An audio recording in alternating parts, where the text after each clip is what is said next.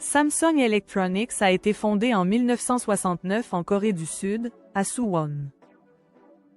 C'est une filiale du conglomérat Samsung Group, qui existe depuis 1938. Au départ, l'entreprise produisait des téléviseurs noirs et blancs. Au fil des décennies, elle est devenue un géant mondial de la technologie, couvrant les smartphones, l'électronique grand public, les semi-conducteurs et l'e-commerce. Aujourd'hui, Samsung est l'un des plus grands fabricants de téléphones, de télévisions, de puces mémoire, et un acteur incontournable du secteur technologique mondial. Société et modèle économique. Le modèle économique de Samsung repose sur plusieurs divisions principales. La division mobile, avec les smartphones Galaxy, qui rivalisent directement avec Apple et Xiaomi. La division semi-conducteur. Un semi-conducteur est un composant électronique essentiel qui sert de cerveau ou de mémoire dans un appareil électronique. Samsung est un leader mondial dans ce domaine. L'électronique grand public, incluant télévision, électroménagers intelligents et objets connectés.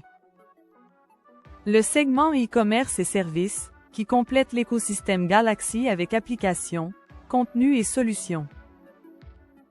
Cette diversification fait de Samsung l'une des rares entreprises à être présente à la fois dans le matériel grand public et dans les composants de base pour d'autres fabricants. Les chiffres récents. En 2024, Samsung Electronics a réalisé un chiffre d'affaires d'environ 238 milliards de dollars. Le chiffre d'affaires représente la somme totale des ventes réalisées par l'entreprise sur une période donnée. Le bénéfice net s'est établi à environ 29 milliards de dollars. Le bénéfice net est le gain final de l'entreprise, une fois déduites toutes les charges et impôts. Au deuxième trimestre 2025, Samsung a annoncé une hausse de plus de 87% de son bénéfice opérationnel. Le bénéfice opérationnel correspond au résultat de l'activité principale, avant les impôts et les charges financières. Cette performance est due à la reprise du marché des semi-conducteurs et à la demande croissante en intelligence artificielle, souvent ABRE en IA.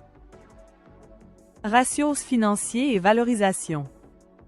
En bourse, on utilise plusieurs ratios financiers pour évaluer une société.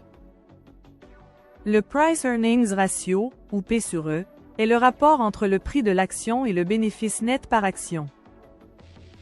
Il sert à savoir combien les investisseurs sont prêts à payer pour $1 de bénéfice.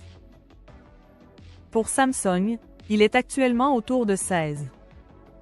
Le Price to Sales, ou P sur S, compare le prix de l'action au chiffre d'affaires par action.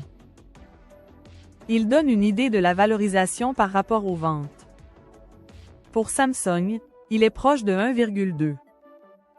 Le Price to Book, ou P sur B, compare le prix de l'action à la valeur comptable de l'entreprise, c'est-à-dire la valeur de ses actifs nets. Pour Samsung, il est estimé à environ 1,5. Ces niveaux montrent une valorisation raisonnable et reflètent une image de stabilité. Perspectives. Les perspectives de croissance de Samsung reposent sur plusieurs axes. Le leadership dans les semi-conducteurs, notamment les mémoires pour intelligence artificielle et data centers. Un data center est un centre de stockage et de traitement massif de données numériques. Le maintien de parts de marché importantes dans les smartphones haut de gamme, en particulier la gamme Galaxy S et Galaxy Fold. Le développement de l'écosystème d'objets connectés et d'électroménagers intelligents.